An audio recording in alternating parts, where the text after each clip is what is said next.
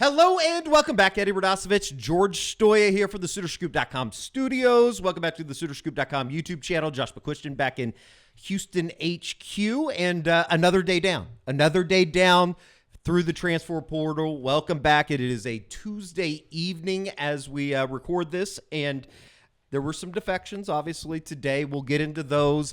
The All-SEC teams were announced. Danny Stutzman named a first-team All-SEC linebacker. R. Mason Thomas, second team. Third team is represented with Billy Bowman and long snapper Ben Anderson. So congratulations to those guys, obviously, as Oklahoma, I guess, somewhat begins bowl practices for the Armed Forces Bowl. I want to know how they vote on long snapper. I do not know. I do not love to know who's voting on that. To be completely honest, hand up, I don't even know who votes on the SEC. Was this a coach's thing, or was this? I believe it was a coach's poll. I would assume, because I did not get an email. I think that one of the questions next year at Media Day, at SEC Media Day, name 3 deep snappers in the entire conference. I remember I did vote on it for the media one preseason. Yeah, sure. On long snapper, and I just picked 3 random guys. I don't know. Well, congratulations to those guys honored by the league on Tuesday. Obviously, we haven't heard an official decision on like Danny and Billy, Ethan Downs, what those guys' plans are going into bowl practices, if they're going to be with the team.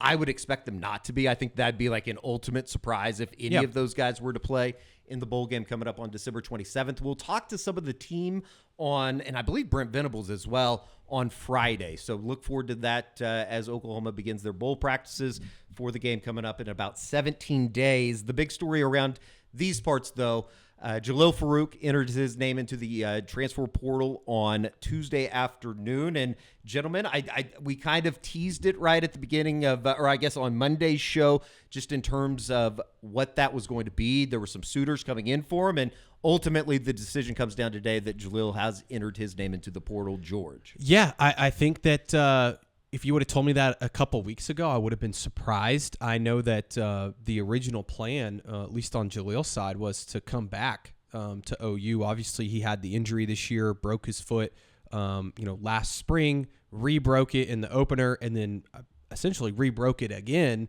against Missouri, or at least re-injured it against Missouri. I think that what happened here is OU is basically looking elsewhere in the portal to add. And I think that it has a lot to do with your best ability is your availability is part of it. I also think that Jalil probably has some other suitors in the portal. And yes, people, that does happen. The guys that are not in the portal, there are teams that reach out to these players, whether they're in the portal or not. And I think that Oklahoma felt that they didn't need to get into a bidding war with him. And is that the right decision? We'll see. I don't know. But I think that ultimately Jalil had to do what's best for him and, go and try and see if he can't get some money somewhere. But I think, look, OU's in a really tough spot right now. They're having to make some really tough choices in terms of who do you pay, who do you not pay. And when you have guys like a Jalil Farooq, who's done some really good things for you in his career, no doubt about it, right? He was really good a year ago for Oklahoma. But a lot of this is, what have you done for me lately? And if Jalil's sitting there and he wants to come back next year, I'm sure he also maybe wants a pay bump, right? And I don't know, that's me speculating, but if he wants, a pay bump or even to be paid what he was paid this last year and he didn't play, it's really hard for Oklahoma to go out and give him that type of money. So they're in these really tough decisions right now with a lot of these guys. Josh, what's the kind of your first instinct or first thought when you hear that Jalil Farooq's going to enter the portal? I mean, obviously, this is going to be a wide receiver position. And, we should also mention that J.J. Hester enters his name as well. Hand up, didn't even realize that he had another year of eligibility. Just kind of your overall thoughts. They're going to have to be super aggressive in the wide receiver portal. Guys, we talked all year about the wide receiver room kind of being like a biblical plague. Maybe they've just decided to exorcise the demons here. Just like we're getting all the bad juju out, whatever it was, whatever caused this, and just say, hey, let's start clean slate here. Now, that's not exactly what happened, as George was saying. We understand that. But at the same time, guys, I don't think, with the exception, and I want to clarify because I had some people hit me up about our show yesterday. obviously Nick Anderson is a tough guy to replace if Nick Anderson's healthy. And I said something yesterday where I kind of made Petaway sound like the real loss. Obviously, Nick Anderson's the most tangible loss to me of any of the guys that have gone into the portal. But with the exception of Nick Anderson, I haven't seen them lose a guy yet that are like, I don't know how you replace that guy. Like, I don't know how that happens. If we talked really all last year, you can't build an offensive line out of the portal. You can't. We've talked about that forever. You can build a wide receiver room out of the portal. There are plenty of good wide receivers out there. And I'm not even saying you've got to go get the premier guys. Let's say you can get Deion Burks to hang around, or, just any of the, maybe you have a young guy that starts to emerge, Zion Kearney, whoever it may be. That's just kind of all speculation. But if you can find a couple of guys to go along with Burks, you get this offense installed.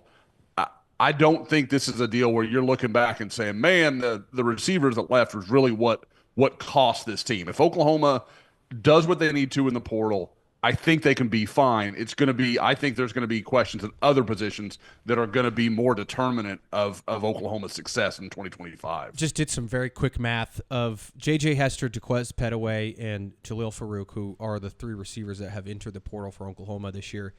Any guesses on what you would say that they had this year, or I guess, and Nick Anderson as well, they have combined for 22 receptions, 460 yards receiving, and 1 touchdown. All 4 of those guys.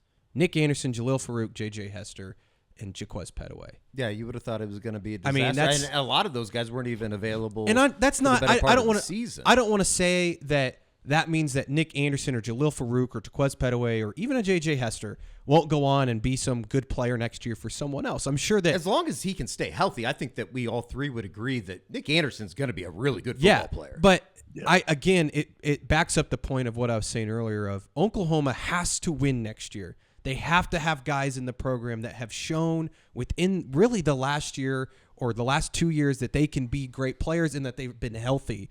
And I think Oklahoma looks at that and they look at that production, and that's just a very simple stat. And they say, okay, I think we can maybe go find some guys that can maybe help us a little bit quicker than guys that you just don't know if they're going to be available. And when you have guys especially that continue to have injury issues where they just couldn't get back on the field this year, and Jalil keeps having the foot issue, Nick Anderson with the soft tissue stuff, like you're betting on those guys, it's a tough sell. And I don't want to sound like I'm just like sticking up for the program here, but I do think that from Oklahoma's perspective, that's how they're viewing it. Same with Andrew Anthony. We'll see what he ends up doing. I was going to say, I mean, you go back to when Brent Venables made the comment. I can't remember what week it was. It was about a month ago now. Said that all 5 of these guys were coming back, and I think it got everybody's expectations heightened. And we were even talking about it on the Unofficial 40. I know that has been dug up on Tuesday, that everything was moving in a positive direction for Jalil Farooq. It's one of those things. This thing changes. It almost seems like day to day. It's a very day to day kind of update in terms of what everybody is thinking and the moving parts and what happens here and how does this affect this guy. It's a tough thing to follow. And it's one of those things, like you said, Eddie, who knows who's going to enter the portal tomorrow that maybe Oklahoma really likes more than somebody they might have on the roster. The only thing we know for certain right now, I would say at the receiver position, is they really like Deion Burks, and they would like to have Deion Burks back next season. He had some injury issues this year, but they feel like he can be a really good player in this new system under Ben Arbuckle. They're putting together a really good package for him, and they're hopeful that he's going to be back next year. Other than that, I would say all bets are off in the receiver room right now. And to a certain extent, when that group was, I guess, underperformed or injured or whatever you want to call it, that went into this 2024 season, maybe you're right, Josh. Like, just hitting a full reset would be good for maybe just about everybody. And obviously that is, kind of dependent upon what happens at quarterback as well. I'm sure that you would like to see some movement there. Obviously, John Mateer has not entered the portal as of Tuesday evening. But, just to kind of follow up from Monday, it seems like everything is still kind of in a wait-and-see mode right now for him. For Andrell? For John Mateer. Oh, John Mateer. Yes. Yeah. No, I know people are freaking out that he hasn't entered yet. It's day 2, people. I mean, it's the same thing with, like, everybody wants OU to have commits already in the portal. They're like, they're losing all these guys. No one has commits in the portal right now. Teams are lining up visits. players are smart to go on multiple visits, right, to see if they can't get that price to go up. Like, that's the reality that you're living in right now. And so, no, I think Mateer, there's a very real scenario where if you told me Mateer entered tomorrow, I wouldn't be surprised. If you told me Mateer entered on December 28th, I wouldn't be surprised, sure. Right? Like, I think that this thing could drag out. Like, it's one of those situations where I honestly don't know. I don't know anybody close to John Mateer. I haven't really heard. You hear whispers, but we'll see. I still think I would be surprised if he doesn't. Yeah, I would agree with that, and that kind of leads into another one, and this is somewhat speculation, but at the same time, maybe something there is to be said here in terms of Donovan McCulley, and his name's been out about. Kerry Murdoch put something on the Crimson Corner today. One of the reasons why you should be joining Soonerscoop.com at this time is because of news like this. And as of taping right now, I think that there's a strong belief out there that Donovan is going to enter his name into the portal. And it seems like, that's kind of a situation that for Donovan, it just seems like because of the injuries at the beginning of the season this year, I'm not saying he's not a good player. It's kind of in the same ilk as a lot of these guys. Might be looking for another opportunity elsewhere where maybe he fits in a little bit more or a little bit better with the defense. Yeah, I think the biggest thing, and Josh, I'd love your opinion on this, and I don't know this for Donovan, but it just always felt like they didn't know where exactly to put him in this defense. Now, I don't know if that's a situation where OU was like, yeah, we got to move on from Donovan. I think they'd like to keep Donovan McCulley. He's played really good football for Oklahoma at times, but it always felt, is he a cheetah? Is he a linebacker? You think back to the spring when they tried to move him inside, and then all of a sudden he's playing cheetah again because Kendall Dolby gets hurt and all of that. So I think that it was always kind of a weird fit. I know there was talk about people wanting him to move to edge. I don't know if he was big enough for that. I don't know, but I think all of that probably played in a factor for him maybe moving on. No doubt. Josh, just your thoughts on if Donovan were to enter his name. Yeah, guys, I mean, that's a tough loss because he's kind of a nice, I don't know, like a tool in your belt. Like he's a guy you can roll out there, go back to the Texas game at the goal line, a big physical guy. Yeah. He can set the edge. He's going to blow up a corner. I think I've talked about it over and over again, but he is one of those guys when I talk about how good OU is at defending like bubbles and tunnel screens. He's one of those guys that's constantly blowing those kind of plays up. So there's absolutely a use for him. Do I think he could fit better into certain defenses and maybe have a snap in and snap out role? Yeah, I kind of do. And I think that's probably what he's looking for. With Oklahoma, I mean, George hit it on the head. Like, he's not exactly a Mike. He's not exactly a cheetah. He's not exactly a Will. Like, if Oklahoma was, if this was 2002 and Oklahoma's running a true 4-3 and has a Sam linebacker, he fits that perfectly. He could be that guy all day. But that's the problem. That's essentially what that cheetah is. But as much as OU uses that role, and again, you put a guy like Kendall Dolby there because he can cover, he can move in space, he can do all these other things. That's not Donovan McCulley. Now, I thought he got a lot better from 2023 to 2024 in that role, but that's not where his strength is. So teams were going to see him out there and say, okay, we're going to isolate him, on this guy or that guy, to where they'd never pull that on Dolby. So I think that's really the disconnect, is he's got to have a role. And I think it also, as a glass half full kind of guy, I think it says a lot about where OU sees their linebackers, the Kobe McKenzie's, the Kip Lewis's, the Lewis Carters. Like, they have faith that those guys can fill that role, because if not, hey, Donovan, you've got a real chance to start here, and they can kind of, not make a promise, but they can really sell him on that idea, as to where I think he knows, hey, man, I've got an uphill battle to get in front of some of those guys. That cheetah position, too, Josh mentioned the linebackers, too.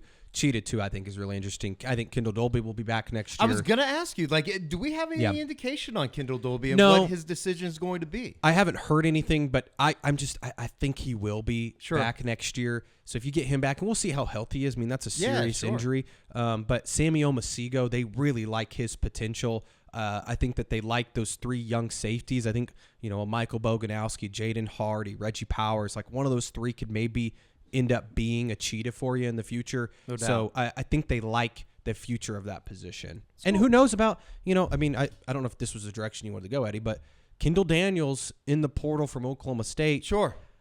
He would kind of fit that safety linebacker cheetah type role if that's a direction Oklahoma wanted to go. Josh Kendall Daniels definitely probably earned some not so good publicity throughout the back half of Oklahoma State's season, playing on a really bad unit. That do anything for you? Does that hurt his cause or his resume as he enters the portal on Tuesday? Oh, of course it does, guys. I mean, we talk about this stuff all the time. Like, even if it's not going well or doing whatever, it's all ends up on tape, man. It's all there for coaches to watch and see. So, and do I think that he probably had checked out a little bit? Yeah. It looked like a lot of that Oklahoma State team. We talked about that a couple weeks ago. Sure. It looked like they just quit towards the end of the year there. So that's a problem. But at the same time, with what we're just talking about with Deshaun, Kendall is a more natural fit in that cheetah position than Deshaun is. He's played a lot of safety. He's played a lot of coverage stuff. Like, he's more familiar with that. But at the same time, Eddie, you remember we covered the kid in high school. He's 6'3 and a half, 6'4", big, long guy, and he's probably only put on 30 pounds of muscle since the last time I saw him. So there is a role there that could make some sense. He'd kind of have to buy in that, hey, man, you're going to be fighting with Kendall Dolby, who I think plays that cheetah position in the way Oklahoma wants to use it about as well as you can play it. So they'd have to kind of convince him and see if he'd be interested in that. But, George, you can, certainly weigh in. I trust your input more than mine on this. But, I mean, I hear that there is some interest. Like, now, how far that goes, I couldn't say. But I do think that OU would at least kind of kick the tires and see, hey, maybe something could be worked out here and, kind of go forward. Yeah, I think there is some interest. I think Oklahoma's also on a lot of these, especially on the defensive side of the ball right now. I think they're kind of in a wait-and-see mode on who else might jump in, because I think they feel pretty good about the guys who are coming back and some of the young talent they have. Offense is a little different. They've identified some guys very quickly, and they know that they have to get to work on that side of the ball. Defensive, I think they're kind of doing more of they kind of are picking from the litter, right? Like, they're kind of, picking and choosing a little bit more carefully, I would say. You mentioned it, and you wrote a story that's up on SoonerScoop.com right now. You put it up this afternoon just in terms of guys that Oklahoma has identified, guys that we have confirmed, and one of those guys being Donovan McCulley, a wide receiver out of Indiana. He had been on, or I guess he could still technically be at the moment of this taping, visited Norman on Monday. That bled into today on Tuesday, just in terms of the latest with Donovan McCulley.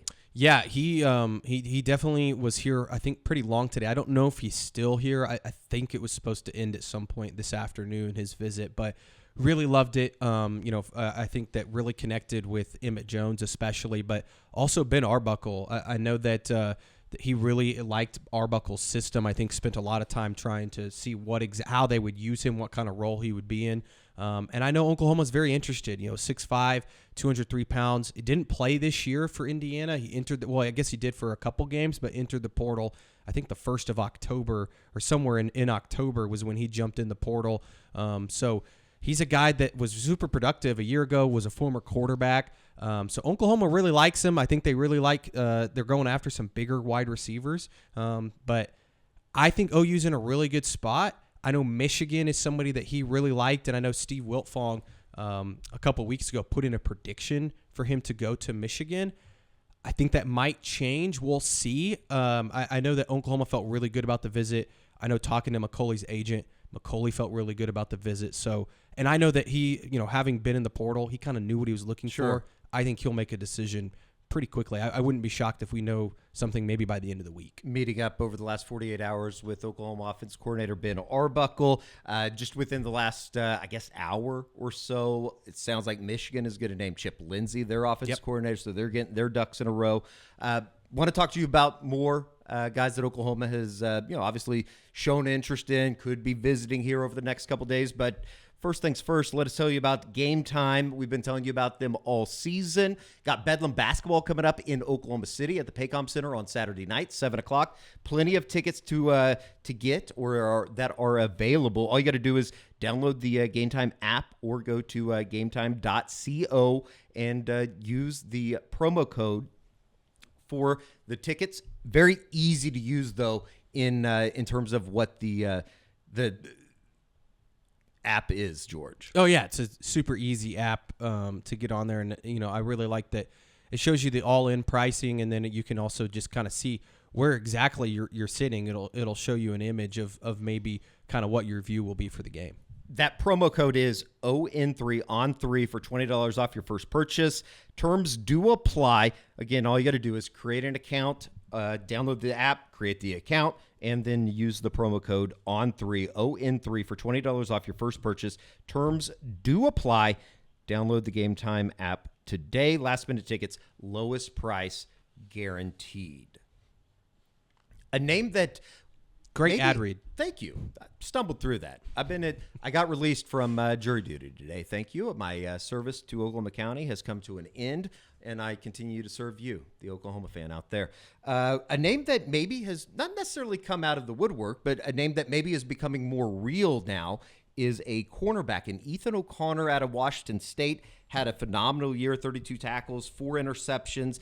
I believe he had somewhere in between. There was 2 sites that had different numbers, 8 and 12 pass breakups. But for a redshirt freshman coming out of California and Los Angeles, Los Alamitos High School, that I'm sure Oklahoma fans are familiar with, certainly seems like he had a very good year for Washington State. Yeah, he's somebody that Oklahoma's very interested in. I know that they want to add maybe 1 or 2 guys at the cornerback position, because you talk about, obviously they lose Kenai Walker. They're going to lose Des Malone as a senior. We'll see what happens with Gentry Williams, another one of those guys that I would say is just kind of on the fence. We don't know what's going to happen with him. You love what you got in some of your young guys, right? Eli Bowen, Jacoby Johnson, even a Jeremiah Newcombe. I think they like him a lot. You're bringing in some talent at the position. But if you can go get somebody that's played some football, and I know that Ethan O'Connor's still a young guy, redshirt freshman, but he's certainly somebody that has played a lot of football, started for Washington State this year, was very productive, has the size, has the length.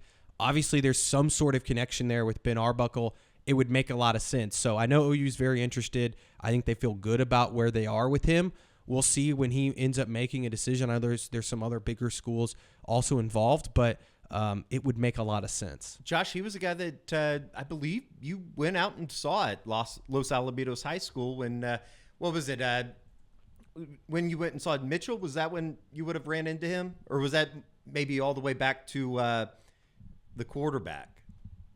Yeah, you're going back to all the way back. The Malachi Nelson, yeah. Lemon, that whole era. Yeah. But and he was going back to that point in time. He was that guy that everybody was like, oh, he's kind of the next big thing. So by the time I went to see Devon out there, he was redshirting at Washington State. So it's taken a little bit of time, but he was one of those guys that had a lot of early pub. Everybody thought he was going to be a big time guy. And Oklahoma, I can't remember.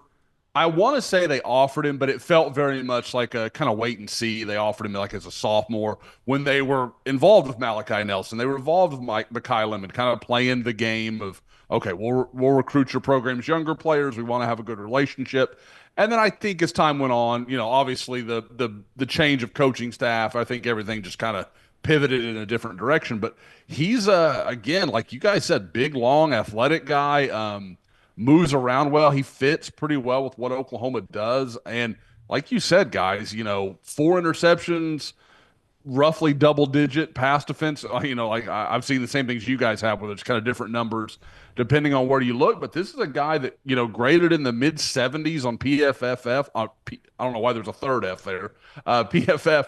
But really, I like, what little I've seen. Definitely want to go back and watch. I got to be honest. When I'm breaking down Ben Arbuckle, I'm pretty much fast-forwarding through the defense. So I'm sure I missed some good moments for Ethan O'Connor, but I definitely want to go back and have a look.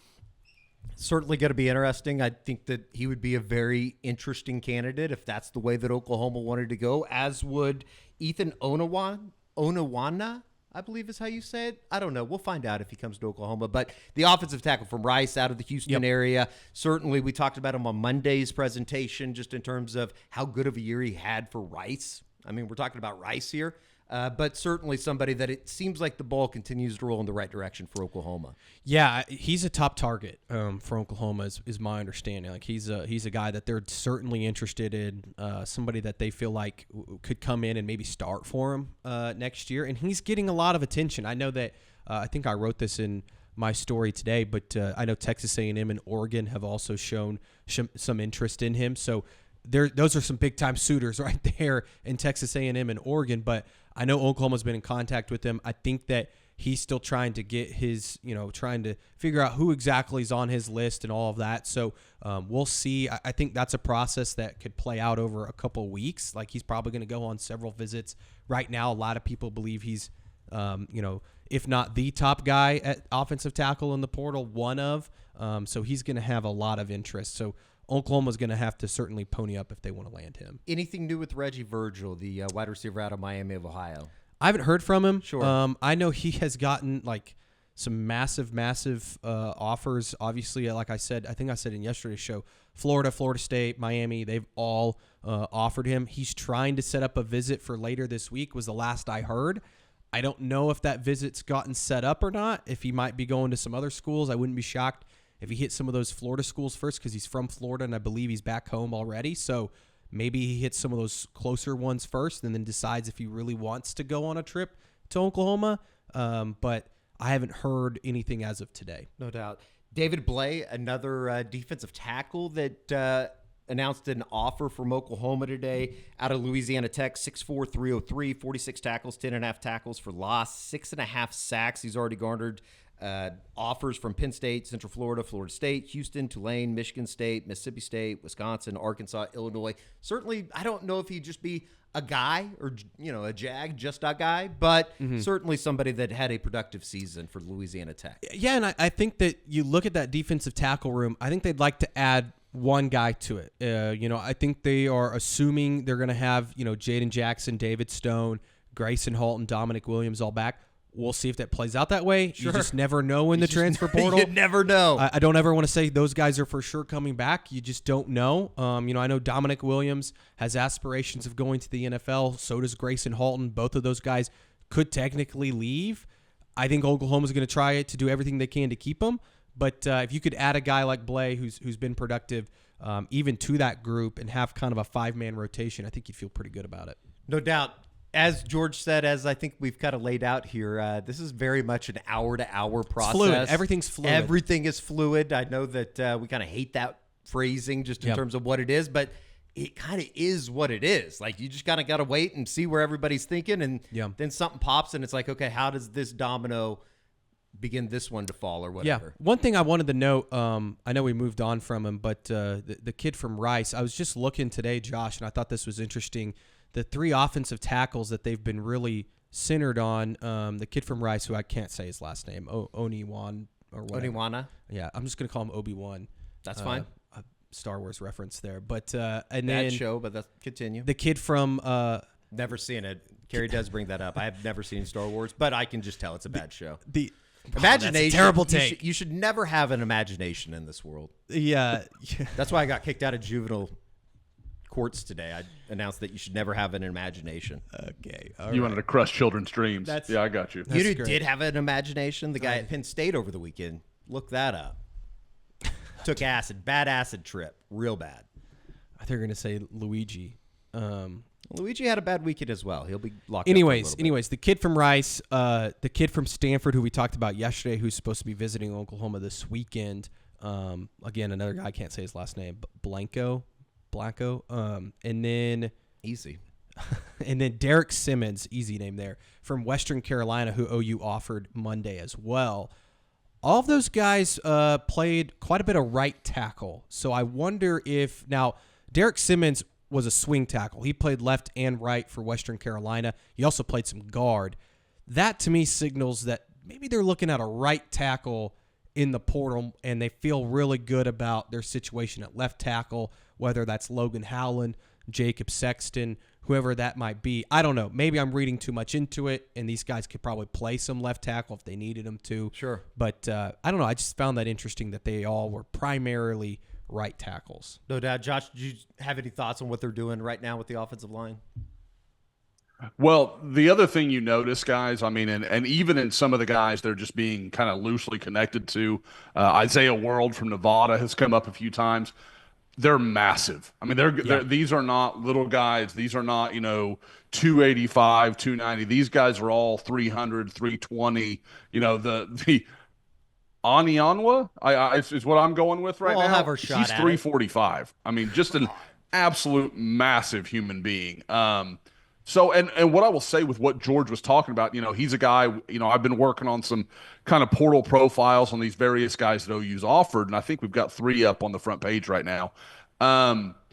With him, I thought you could see he looked more comfortable this year at left tackle. Now, I don't know if that's just a guy growing into it, just becoming a better player, being, just improving his own game, or if he legitimately is more comfortable on the left side than he was, because he spent his sophomore and junior years, or I guess maybe his redshirt freshman, redshirt sophomore, something like that, starting on the right side of the line. So again, it's tough to know where that is, if it does feel more natural to him, or if it's just a product of he's becoming a better player and getting bigger and stronger and all those things you need to do. But he does feel, I had some people ask me, like, is this a Spencer Brown thing? No, this is not a Spencer Brown thing. This is a big, sturdy guy. Because the thing that, not to bag on Spencer Brown, but guys, we saw him in the summer and you were like, he looks like that guy at the gym that works out his upper body every day and has never seen a squat rack. Like that's what Spencer Brown always looked like to me. And this guy, he's big from foot to chest. I mean, he's just a big guy all the way around. Obviously some positives there. We'll end with a positive here on some team news. How about that? I know that you guys feel like out there that there's not a whole lot of good news right now for Oklahoma. It does sound like R. Mason Thomas in Oklahoma somewhat are moving in a direction where he will return in 2025. That's the feeling around the building. Every indication has been that OU's been working on a huge deal for him to keep him around. He's a top priority, obviously. We've talked a lot about that. What was he named today? Second team All-SEC. Yep. I mean, going into next season, you're going to assume he's going to be first team heading into the season. Obviously, a huge monster. I think he finished with 3rd in sacks in the SEC maybe this year, or maybe tied 4th or something like that. But obviously a key guy. It sounds like everything has moved in the right direction there. But again, I just want to say you never know in terms of, if he gets a NFL draft grade in the next couple of weeks, that's, just something crazy. Could he jump to the NFL? Sure. I don't think you can ever rule that out, but it certainly feels like Oklahoma is very hopeful that he will be back next season. R. Mason Thomas did finish the season with 9 sacks, putting him, I guess, technically in 4th, but there was a tie for 2nd, so it would be 3rd. Yeah. 11.5, Kyle Kennard at South Carolina led the country, and then Princely at Ole Miss, as well as Suntarin Perkins from Ole Miss as well. You don't have to tell OU fans these guys. They remember all these guys real vividly. Those were some. Those guys had their sacks probably were against Oklahoma. Exactly. I was going to say they should come with an asterisk because half of those sacks were probably in the 4th quarter on the final.